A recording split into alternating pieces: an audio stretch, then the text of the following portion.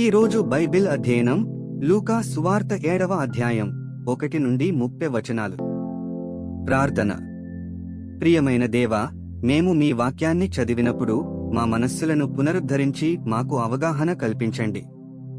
మీరు మా సమయాన్ని ఆశీర్వదించి మీకు దగ్గరగా రావడానికి మాకు సహాయం చేయండి. యేసు నామంలో ఆమెన్. లూకా సువార్త 7వ అధ్యాయం. ఆయన తన మాటలన్నీయు ప్రజలకు సంపూర్తిగా వినిపించిన తరువాత కపెర్నహూములోనికి వచ్చెను. ఒక శతాధిపతికి ప్రియుడైన దాసుడొకడు రోగియై చావసిద్ధమైయుండెను.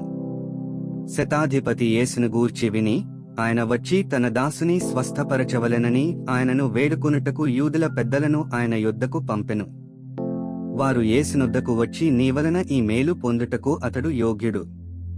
అతడు మన జనులను ప్రేమించి మనకు సమాజమందిరము తానే కట్టించెనని ఆయనతో చెప్పి మిక్కిలి బతిమాలుకొనిరి. కావున యేసు వారితో కూడా వెళ్ళెను. ఆయన ఆ ఇంటి దగ్గరకు వచ్చినప్పుడు శతాధిపతి తన స్నేహితులను చూచి, మీరాయన యొద్దకు వెళ్లి, ప్రభువా, శ్రమ పుచ్చుకునవద్దు, నీవు నా ఇంటిలోనికి వచ్చుటకు నేను పాత్రుడను కాను. అందుచేత నీ యొద్దకు వచ్చుటకు పాత్రుడనని నేను ఎంచుకొనలేదు. అయితే మాట మాత్రము సెలవిమ్ము, అప్పుడు నా దాసుడు స్వస్థపరచబడును. నేను సహా అధికారమునకు లోబడినవాడను, నా చేతి క్రిందను సైనికులు ఉన్నారు.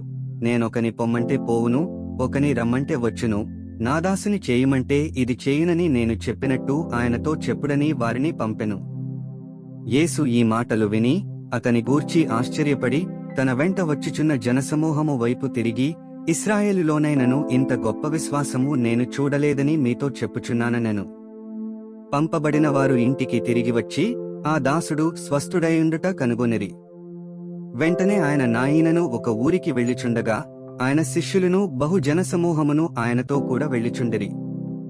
ఆయన ఆ ఊరి గవిని యొద్దకు వచ్చినప్పుడు చనిపోయిన యొకడు వెలుపలికి మోసికొని పోబడుచుండెను. అతని తల్లికి అతడొక్కడే కుమారుడు, ఆమె విధవరాలు.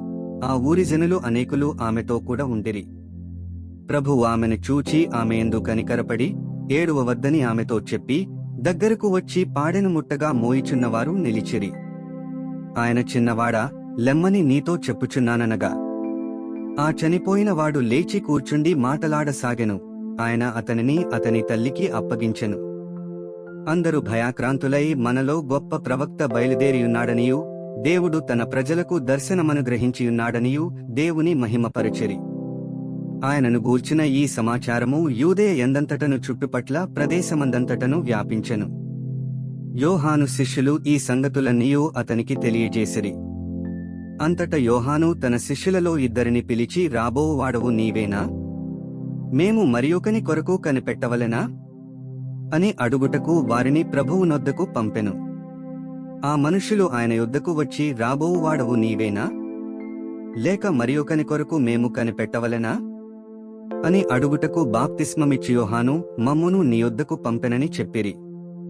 ఆ గడియలోనే ఆయన రోగములను, బాధలను, అపవిత్రాత్మలను గల అనేకులను స్వస్థపరచి చాలామంది గ్రుడ్డివారికి చూపు దయచేసెను. అప్పుడాయన, మీరు వెళ్లి కన్నవాటిని విన్నవాటిని యోహానుకు తెలుపుడి.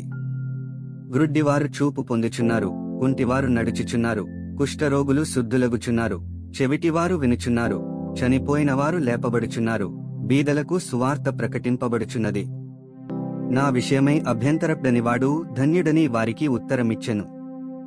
యోహాను దూతలు వెళ్లిన తరువాత ఆయన యోహానును గూర్చి జనసమూహములతో ఈలాగు చెప్పసాగెను, మీరేమి చూచుటకు అరణ్యములోనికి వెళ్ళితిరి? గాలికి కదలుచున్న రెల్లునా? మరేమి చూడవెళ్ళితిరి? సన్నపు బట్టలు ధరించుకొనినవానినా? ఇదిగో, ప్రశస్త వస్త్రములు ధరించుకుని సుఖముగా జీవించువారు రాజగృహములలో ఉందురు. అయితే మరేమి చూడవెళ్ళితిరి? ప్రవక్తనా? అవునుగాని ప్రవక్త కంటే గొప్పవానని మీతో చెప్పుచున్నాను. ఇదిగో, నేను నా దూతను నీకు ముందుగా పంపుచున్నాను. అతడు నీ ముందర నీ మార్గము సిద్ధపరచును అని ఎవరిని గూర్చి వ్రాయబడెనో అతడే ఈ యోహాను. స్త్రీలు కనినవారిలో యోహాను కంటే గొప్పవాడెవడునూ లేడు. అయినను దేవుని రాజ్యములో అల్పుడైనవాడు అతనికంటే గొప్పవాడని మీతో చెప్పుచున్నాను. ప్రజలందరూ సుంకరులను యోహాను బోధ విని అతడిచ్చిన బాప్తిస్మము పొందినవారై దేవుడు న్యాయవంతుడని ఒప్పుకొనిరిగాని పరిసయ్యులను ధర్మశాస్త్రోపదేశకులను అతని చేత బాప్తిస్మము పొందక తమ విషయమైన దేవుని సంకల్పమును నిరాకరించిరి. 30 వచనాలు చదివియున్నాము. ముగింపు ప్రార్థన. సర్వశక్తిమంతుడైన దేవా, నీవే మార్గము, సత్యము మరియు జీవము. చదివిన వాక్యాన్ని మీ కృప ద్వారా మా హృదయాలలో ఉంచుకుని మా జీవితంలో అన్వయించుకోవడానికి మాకు సహాయం చేయండి. ఆమెన్.